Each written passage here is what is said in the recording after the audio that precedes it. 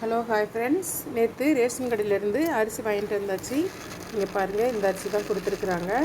இது பார்த்திங்கன்னா நாங்கள் சூப்பர் மார்க்கெட்டில் ராகவேந்திரா இன்னும் பை பிரிக்கவே இல்லை. கடையில் வாங்கின அரிசி ஏற்கனவே பழைய அரிசி இருக்குது, அதனால் சரி இருக்கட்டும் அப்படின்னு சொல்லிட்டு இந்த அரிசி வச்சுருக்குறோம்.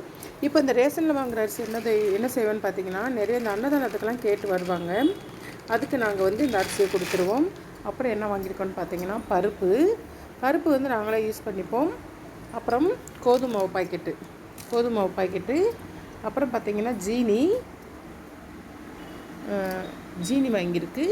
அப்புறம் பாம் ஆயில் இதுதான் வாங்கியிருக்குது. இந்த தடவை ஒவ்வொரு தடவையும் பார்த்திங்கன்னா ரேஷனில் அரிசி போன தடவைலாம் நல்ல அரிசி போட்டாங்க.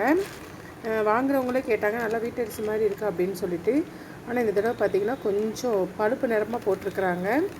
இதை வாங்கிட்டு போய் அவங்க என்ன செய்வாங்கன்னு பார்த்திங்கன்னா, நிறைய எங்கள் பக்கத்தில் மகாராஜபுரம்னு இருக்குது, அங்கேருந்து நிறைய அன்னதானம்லாம் கொண்டு ஒருத்தவங்க செஞ்சு கொண்டு இந்த ரோட்டோரங்களில் இருப்பாங்க இல்லையா, அவங்களுக்கெல்லாம் கொடுப்பாங்க.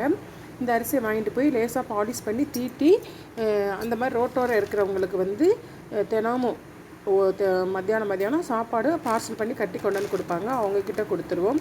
ஓகே ஃப்ரெண்ட்ஸ், நீங்களாம் என்ன பண்ணுவீங்க அப்படிங்கிறத மறக்காமல் எனக்கு கமெண்ட் பாக்ஸில் மென்ஷன் பண்ணுங்கள்.